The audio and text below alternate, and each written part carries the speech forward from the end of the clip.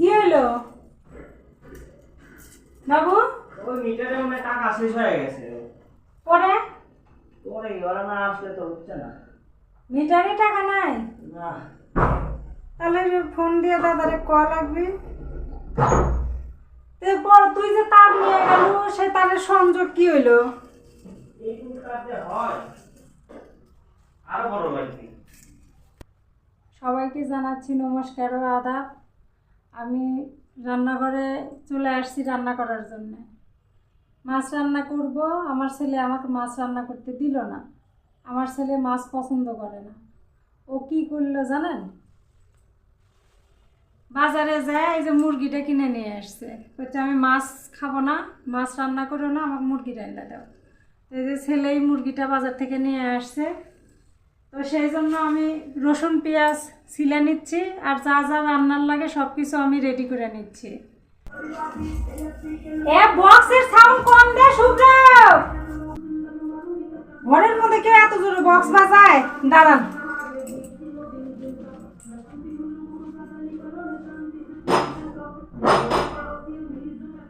এই শুভ্র, সাউন্ড একটু কম দে, ওই মোবাইলে সাউন্ড যাচ্ছে। একটু দেরি কর।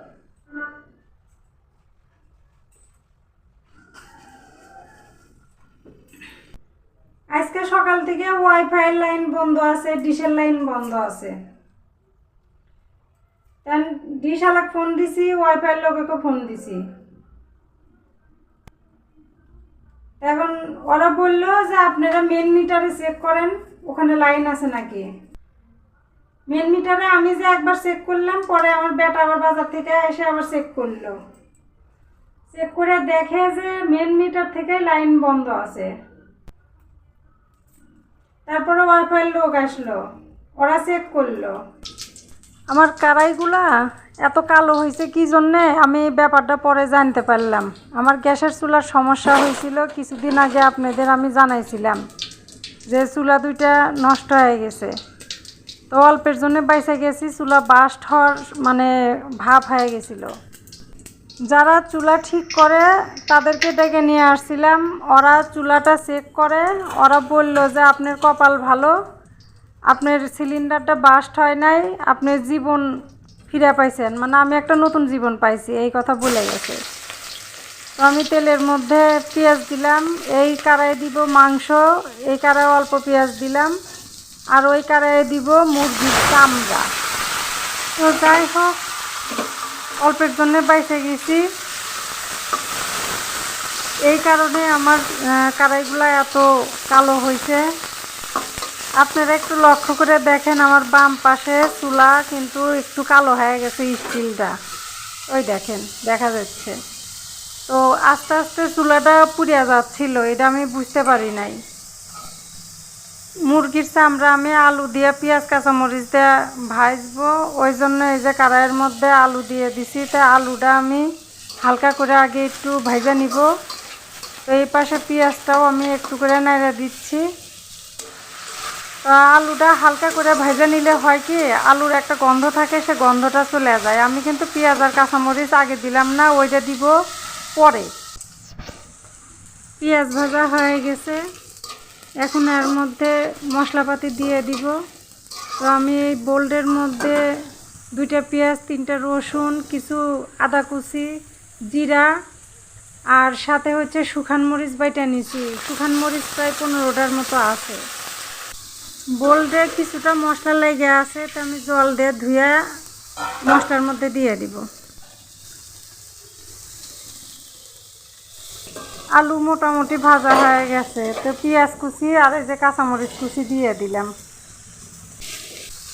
মশলার মধ্যে একটু লবণ দিয়ে দিচ্ছি পরিমাণ মতো।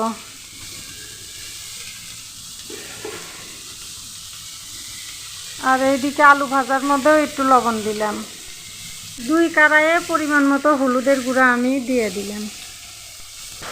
মশলা আমি কিছুক্ষণ কষায় নিয়ে তারপরে মাংস দিব। মশলার মধ্যে আর একটু তেল দিয়ে দিলাম, তেল একটু কম হয়েছে সেই জন্যে।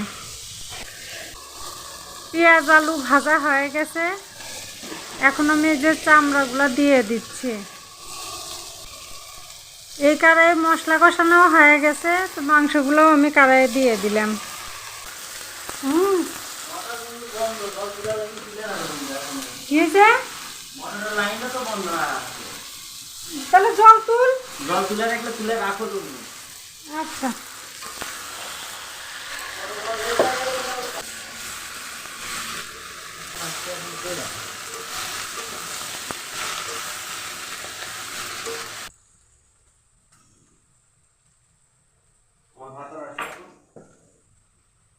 মাংস মোটামুটি কষানো হয়ে গেছে, আমি আলু দিয়ে দিলাম।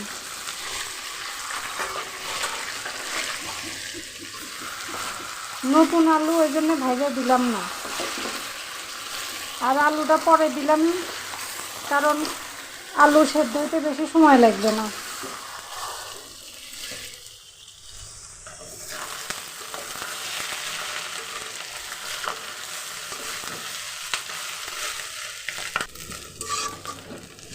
এই যে চামড়া লাল লাল করে ভেজে নিছি, চামড়া ভাজা হয়ে গেছে। আর এদিকে মাংস প্রায় কষানোই হয়ে গেছে, আর সামান্য একটু কষায় নিয়ে আমি জল দিয়ে দিব। কষানো মাংস কি তুলে থবো তোমার জন্য?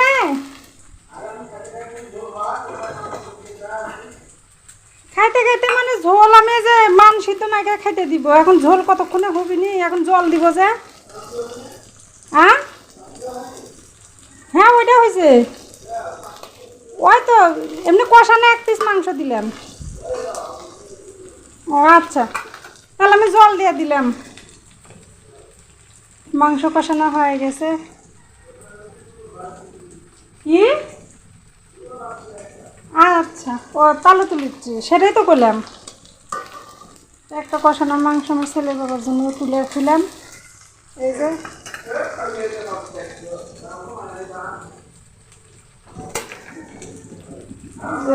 কষানো হয়ে গেছে, জল দিয়ে দিলাম। ছেলে পাতলা ঝোল খাবে, এই জন্য জল বেশি করে দিলাম। রান্না করতে একটু দেরি হয়ে গেছে, সেই জন্য আমার ছেলের বাবা একটু খেপছে, কারণ ওনার কাছে পড়ার জন্য অনেকগুলো স্টুডেন্ট বসে আছে। তো এই যে এখানে মান সেদ্ধ দিছিলাম, আমার ননদ পাঠাইয়া দিছে, সেই মান সেদ্ধটা মাখায় আপাতত ভাত দিই, তারপরে ঝোল হইলে ঝোল দিব।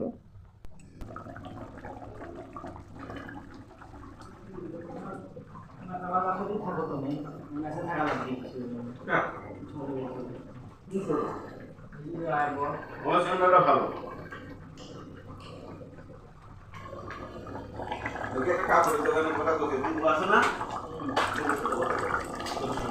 মাংসর তরকারি রান্না শেষ।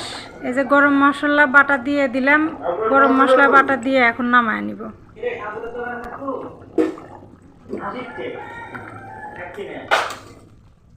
ব্যবসা করবি?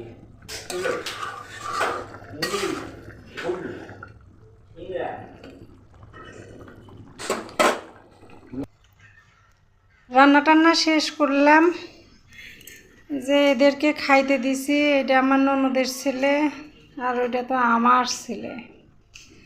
কেরে সজীব, মাংসের চামড়া খাইতে কিরকম স্বাদ? Heavy taste. মাংসের থেকে চামড়ার মধ্যেই ভিটামিন বেশি। মানুষে তো চামড়া দেখলে ঘৃণা করে, কিন্তু ওর মধ্যে ভিটামিন বেশি। বাবু কিরকম লাগিচ্ছে?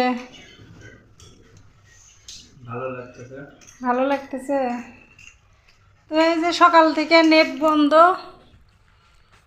এই যে টিপ টিপ করে লাল বাতি জ্বলিচ্ছে রাউটারের মধ্যে। কি যে অবস্থা, নেট নাই, ডিশ নাই। এই যে এখন রান্না টান্না করে শুয়ে ঘুম পাড়া লাগবে। আমার মেয়ে মানুষের কামই হইলো ফ্রি টাইমে টিভি দেখা, একটু সিরিয়াল টিরিয়াল দেখতে ভালো লাগে।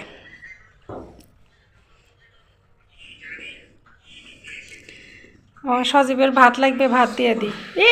মরিছে এক তো কেবল রানলাম, রান্দাই তো করে খাবার দিছি। হক ভাত দি। ব্রয়লারের মুরগি এর থেকে পাতলা কি মানুষে খায়? পাতলাটা আমার কাছে পাতলা ঝোল ভালো লাগে। পাতলা ঝোল হলে দেশি মুরগি স্বাদ লাগে। আর ব্রয়লারের মুরগি একটু গাঢ় করে রানলে তরকারিটা খেতে টেস্ট লাগে। এই যে এরকম করে ঝোল রাঁধছি, তাও আমার ছেলে বলতেছে যে আরও পাতলা ঝোল করা লাগবে, এর থেকেও পাতলা ঝোল খাবে। তো সবারই মোটামুটি খাওয়া হয়ে গেছে, আমি এখন খাইতে বসে গেছি। তো এই মান সিদ্ধ দিয়ে আগে ভাত খেলাম, খুবই স্বাদ হয়েছে মান সিদ্ধ। তো খাইতে থাকি। আগামী ভিডিও দেখার জন্য সবাইকে অনুরোধ করছি। আজকের ভিডিওটা কেমন হলো অবশ্যই কমেন্টে জানাবেন। সবাই ভালো থাকবেন। সবাইকে ধন্যবাদ, নমস্কার ও আদাব।